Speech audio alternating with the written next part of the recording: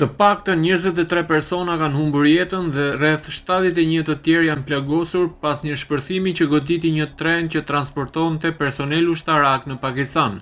Shpërthimi ndodhi ndërsa treni po kalonte pranë stacionit Chaman Patak në qytetin Quetta, kryeqyteti i rajonit perëndimor të Balukistanit.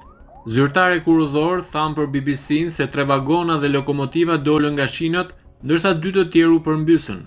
Shërbimi hekurudhor përdorej kryesisht për transportimin e ushtarakëve dhe familjeve të tyre, të cilët po ktheheshin në shtëpi për festën e Bajramit.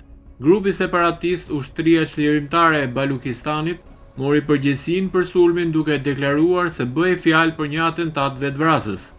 Autoritetet pakistaneze ende nuk e kanë konfirmuar zyrtarisht këtë version.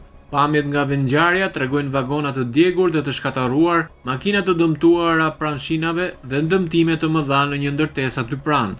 Treni ishte në lëvizje dhe kishte pasagjer në bord kur ndodhi shpërthimi, tha një banor i zonës, Naser Ahmed.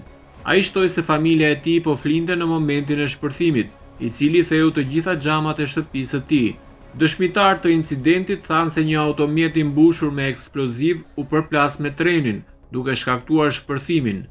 Kryeministri pakistanez Shehbaz Sharif e dënoi ashpër sulmin, duke deklaruar se akte të tilla terroriste nuk mund ta dobësojnë vendosmërinë e popullit pakistanez. I gjithë kombi qëndron pranë popullit të Balukistanit në këtë moment zie, shtoi ai. Autoritetet kanë shpallur gjendje emergjente në spitalet që po trajtojnë të plagosurit.